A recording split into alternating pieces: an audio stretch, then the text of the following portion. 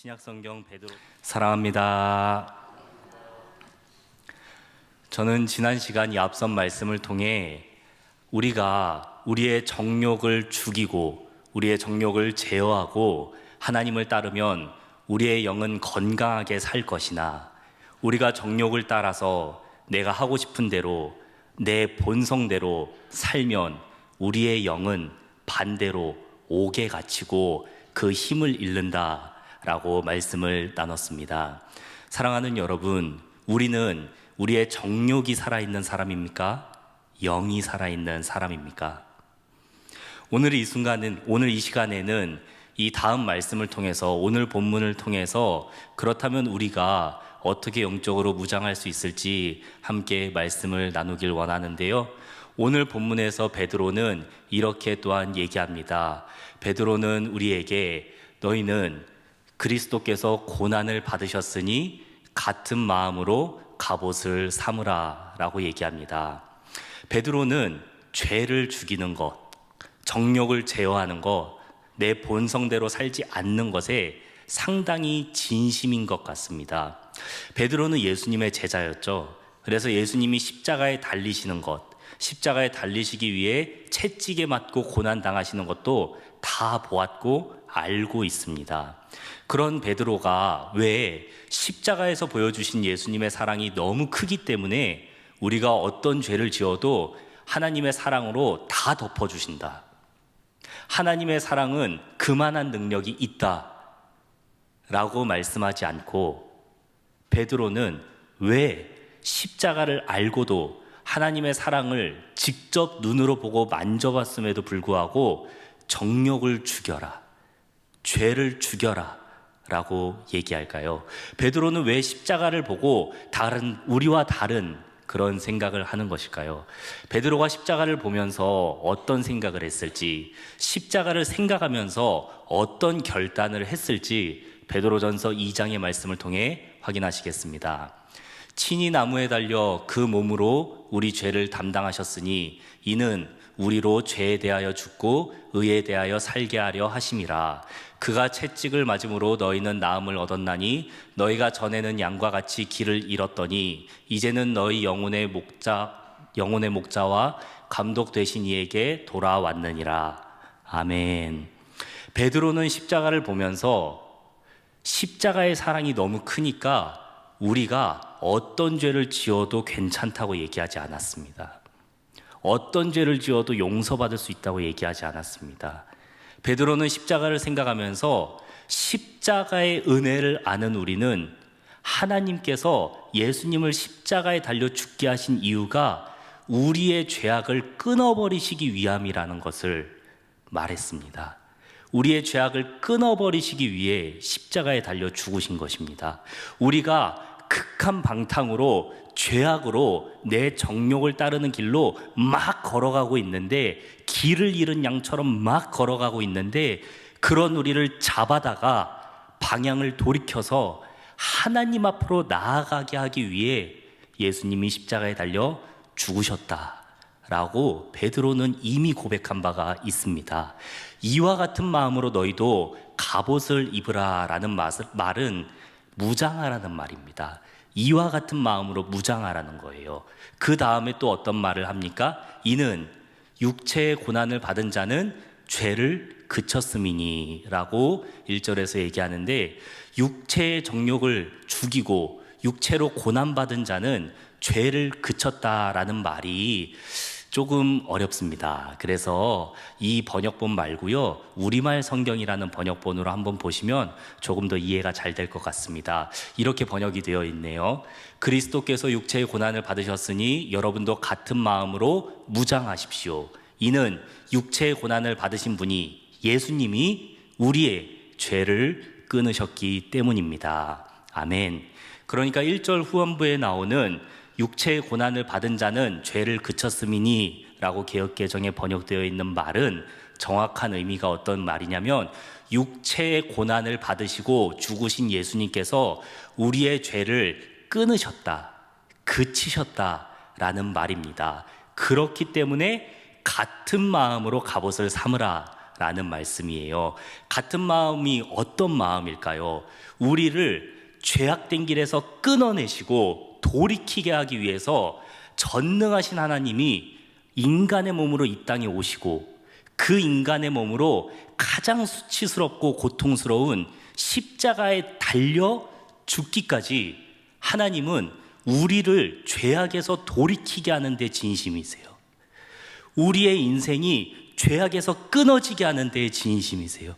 그래서 우리가 자꾸 죄악된 길로 걸어나가는데 그 죄의 권세를, 사망의 권세를 우리에게서 끊어내시려는 그 하나님의 진심 어린 마음, 정말 간절한 그 마음으로 너희도 무장해라. 그러니까 죄와 싸우라 라는 얘기입니다. 오늘 우리가 집사님께서 기도해 주셨던 것처럼 작년에도 우리의 살았던 우리나라와 또 세계적인 어떤 환경이 참 많이 어려웠어요. 전쟁도 있었고 재난도 있었고 참 많은데 특별히 올해 들어서 우리 한반도에 참 냉기가 많이 흐르고 있습니다. 많이 불안해요. 특히 우리 일산은 북한과 가깝잖아요. 그래서 정말 이 북한과의 관계가 우리에게는 피부로 와닿고 상당히 중요한데 지금 아주 차갑단 말이에요. 이렇게 우리는 전쟁이라는 것을 눈앞에 두고도 사실 잘 느끼진 못해요. 저도 전쟁을 경험해 본 적이 없고 여기 앉아 계신 우리 성도님들 중에서도 전쟁을 경험하신 분도 계시고 경험하지 못하신 분도 계실 텐데요. 이 당시는 전쟁이 빈번한 시대였습니다.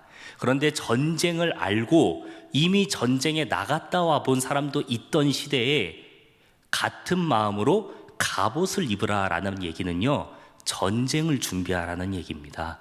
그냥 갑옷을 입고 멋지게 살아라라는 말이 아니라 나를 죽이려고, 나를 쓰러뜨리려고 다가오는 사탄의 이 적을, 죄의 적을 맞서 싸우기 위해서 갑옷을 입으라라는 얘기입니다. 사랑하는 여러분, 우리도 우리의 죄를 대할 때 이와 같은 진심 어린 마음이 있기를 소망합니다. 하나님께서 우리의 죄를 바라보실 때, 하나님께서 우리가 죄악된 길로 걸어가고 계실 때 우리를 아주 안타까운 눈으로 바라보고 계시며 어떻게든 우리를 그 길에서 돌이키기 위해 애쓴다는 사실을 기억하며 우리도 우리의 죄를 대할 때에 진지하게 대하고 우리가 이 죄를 끊어내기 위해서 예수 그리스도께서 십자가에 달리신 그 마음, 하나님의 간절한 마음을 갖고 죄와 싸우는 우리가 되길 간절히 소망합니다.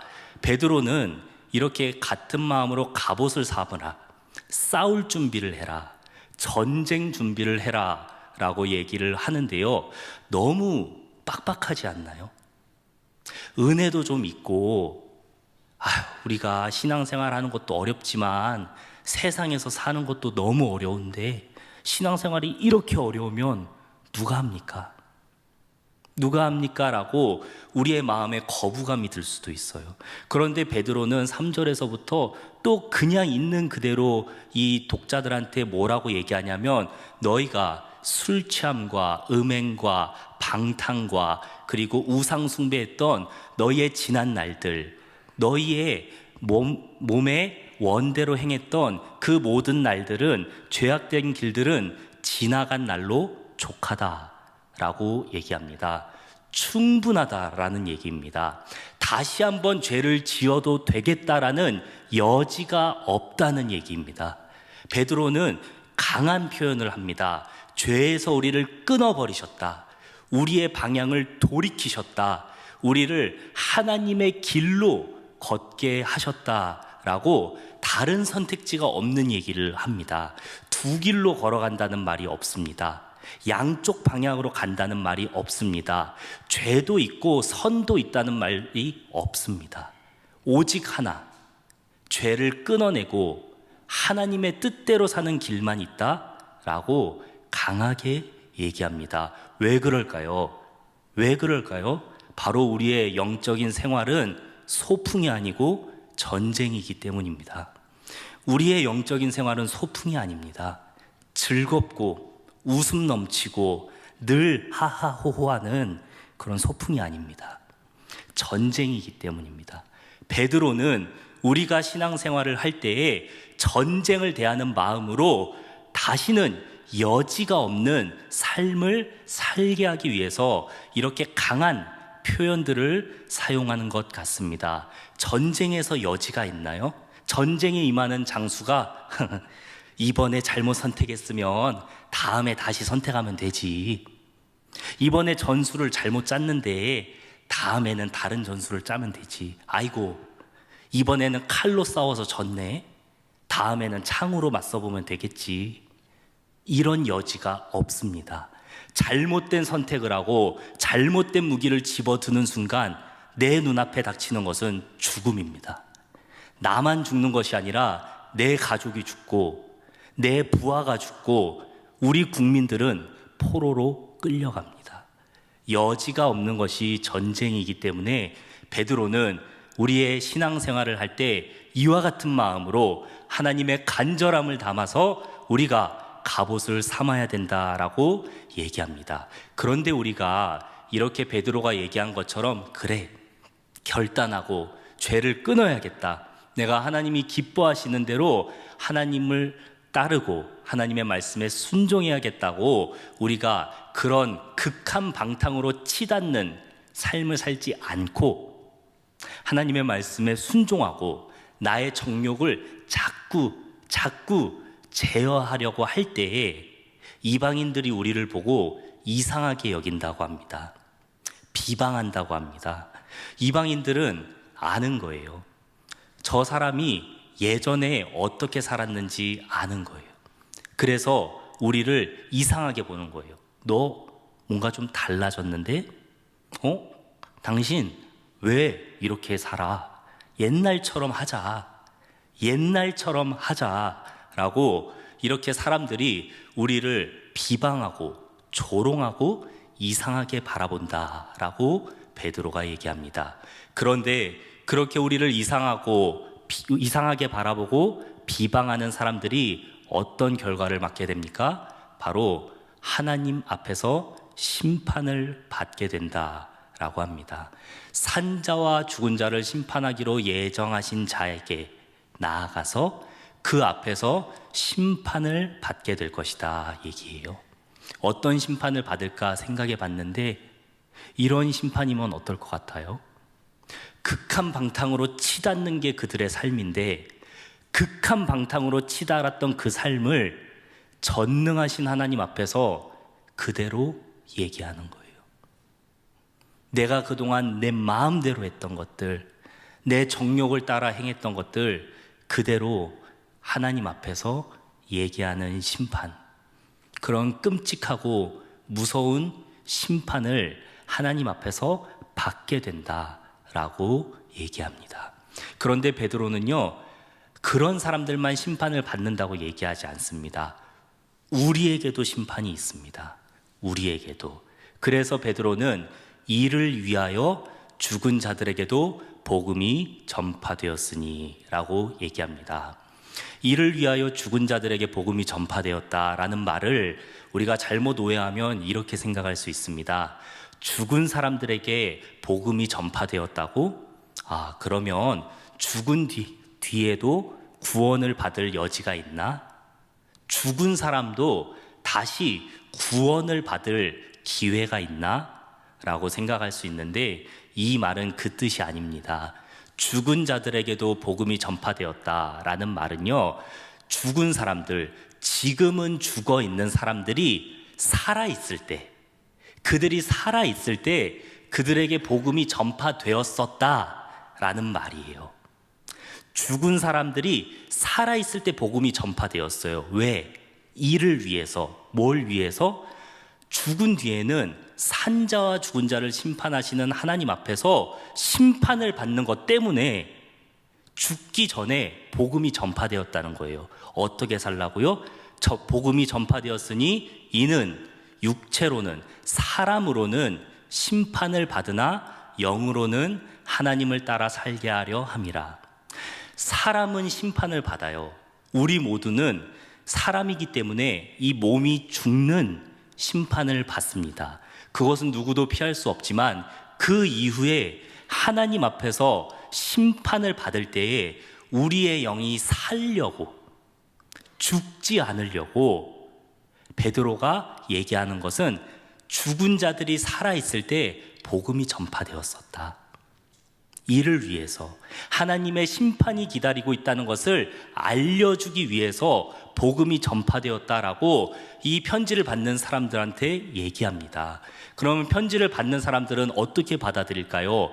죽은 사람들에게 이미 그들이 살아있을 때 복음이 전파되었다면 복음을 받아들이고 회개하고 돌이켜서 정욕을 따르지 않고 죄를 끊어내는 데 진심이며 그의 삶에 하나님과 같은 마음으로 갑옷을 삼으며 살아갔던 사람들은 하나님의 심판대 앞에서 그래, 잘했다, 충성되이 잘했다 라고 말을 들을 것이고, 그렇지 않는 사람들, 복음을 듣지 않고 돌이키지 않고 자기의 정욕을 따라서 살았던 사람들은 하나님 앞에 서서 심판을 받겠구나 라는 것을 생각하겠지요. 사랑하는 여러분, 이 편지를 함께 나누는 저희에게도 그와 같은 도전이 있기를 소망합니다. 우리가 복음을 듣는 이유는 복음을 듣고 기뻐하며 우리의 마음을 결단하게 하시기 위해서입니다. 베드로가 십자가를 보고 그 복음이신 예수님을 보고 죄를 끊어버리시기 위해 십자가에 달리셨구나, 극한 방탕으로 가고 있는 우리를 돌이키시기 위해 십자가에 죽으셨구나라고 결단했던 것처럼 우리에게 날마다 이 말씀이 선포되는 이유는 우리가 죄를 짓기에 빠르고 연약한 존재이지만 그런 우리의 마음을 날마다 돌이켜서 하나님 앞으로 향하게 하시기 위함인 줄 믿습니다. 그렇다면 베드로가 이렇게 강하게 우리가 하나님 앞에서 우리의 육신의 정욕을 따르지 않기 위해서 강하게 무장해야 됩니다, 갑옷을 입어야 됩니다 라고 얘기하는데요, 갑옷을 입는 게 뭘까요? 어떻게 하는 게 갑옷을 입는 걸까요? 베드로는 이 이후에 7절에서부터 이 4장 끝까지 두 가지의 갑옷을 입는 구체적인 삶에 대해서 나누는데, 저는 그 중에서 이 첫 번째, 사실 7절 말씀에 나와 있는 이 베드로의 조언으로 우리의 결단을 삼았으면 좋겠습니다. 베드로는 두 가지 갑옷을 삼는 것 중에서 첫 번째를 7절에서 이렇게 얘기합니다. 만물의 마지막이 가까이 왔으니 그러므로 너희는 정신을 차리고 깨어서 기도하라. 정신을 차려라, 깨어서 기도하라 라고 첫 번째로 우리가 갑옷을 입는 방법을 알려줍니다. 사랑하는 여러분, 우리가 이 세상에서 살아갈 때 영적인 싸움이 너무나도 많아서 우리가 까딱 잘못하면 우리는 어떤 삶을 살게 되냐면 극한 방탕으로 전력 질주하고 있는 사람이 되어버립니다. 지금은 조그만 정욕, 지금은 조그만 죄일지 몰라도 그런 죄가, 그런 우리의 잘못이 우리의 삶을 통제하지 못하는 죄악의 구렁텅이로 밀어넣게 되는 거예요. 우리가 정신을 차렸을 때에는 절벽 끝에서 떨어지고 있을 때 정신을 차릴지도 모를 만큼 사탄은 우리를 죄로 넘어뜨리려고 날마다 배고픈 사자가 먹잇감을 찾듯이 우리를 집어삼키려고 두리번거리고 있어요. 그래서 우리는 정신을 차리고 깨어서 기도해야 되는데, 그렇다면 깨어서 기도하는 것이 왜 우리가 영적으로 갑옷을 입는 것인지 제가 생각을 했는데 영화가 하나 떠올랐습니다. 기독교 영화 중에서 워룸이라는 영화가 있습니다. 영화를 보신 분도 계시겠지만 이 워룸이라는 뜻은 워라는 전쟁, 그리고 룸이라는 방, 이 합쳐진 워룸이라는 단어인데 전쟁을 하는 방이라는 뜻도 있겠지만 이것은 전쟁을 할 때 전쟁을 준비하고 전쟁을 통제하는 작전 통제실이라는 의미입니다.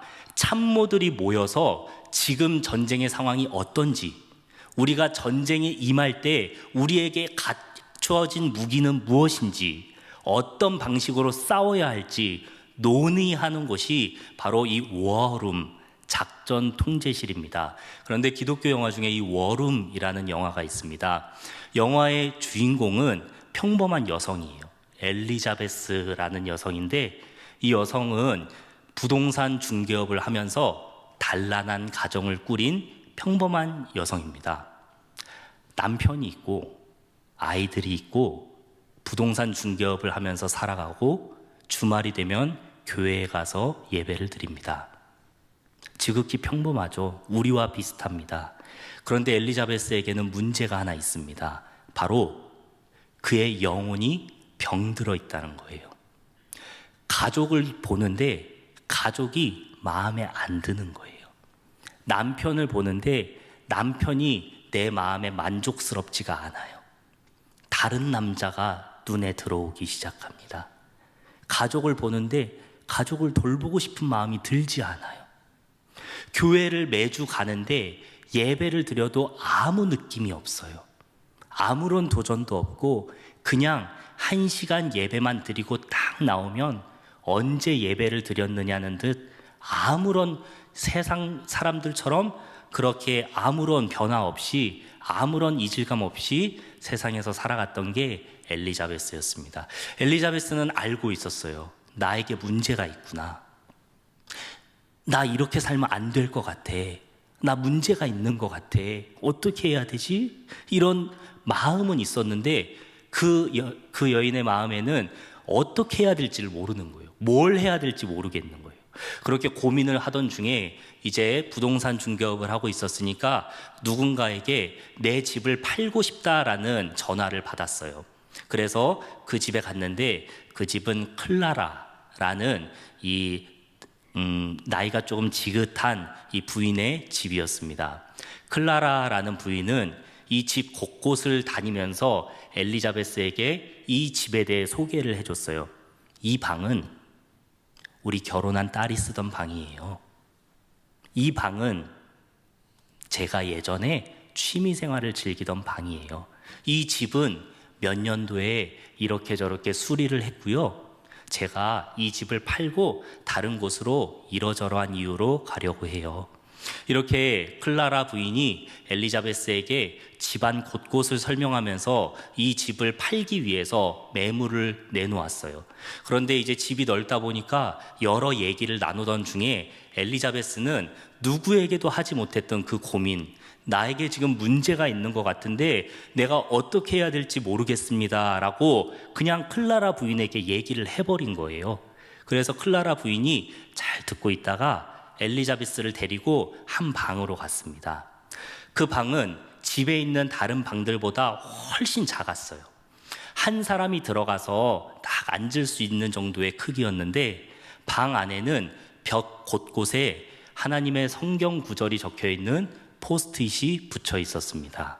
메모지가 붙어 있었어요. 그리고 의자 위에는 아주 낡은 성경책 한 권이 놓여져 있었습니다. 엘리자베스는 물었어요. 부인, 이 방은 무엇을 하는 방입니까? 그랬더니 클라라는 이렇게 얘기했습니다. 이곳은 내가 싸우는 곳이에요.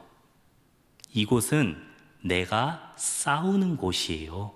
라고 얘기했습니다. 영어에서는 그 번역을 이곳이 바로 워룸입니다 라고 번역을 해요. 그래서 클라라에게 이 방이 어떤 의미인지를 설명했는데 엘리자베스보다 훨씬 나이가 많은 클라라에게 얼마나 어려움이 많았겠어요? 그런데 그럴 때마다 클라라는 이 방에 와서 하나님께 기도하면서 그 영적 싸움을 준비하고 이겨냈던 거예요. 그렇게 엘리자베스에게 워룸이라는 것을 알려주었는데요. 사랑하는 여러분, 그렇다면 우리 믿음의 사람들은 어떻게 갑옷을 입어야 되냐는 그 질문에 저는 이 영화의 한 장면이 생각났어요. 우리는 어떻게 우리의 영혼의 갑옷을 입고 무장을 해야 됩니까? 믿음의 사람들은 위와 같은 사진처럼 하나님 앞에서 무장합니다. 사진을 함께 보실까요? 믿음의 사람들이 갑옷을 입는 모습입니다. 믿음의 사람들이 갑옷을 입는 장소입니다. 믿음의 사람들이 하나님 앞에서 갑옷을 입혀달라고 나의 두 손을, 두 발을 다 들고 엎드려지는 장소입니다. 간절히 바라기는 우리에게도 하나님께서 갑옷을 입혀주시는 은밀한 곳, 워룸 같은 복된 장소가 있기를 소망합니다.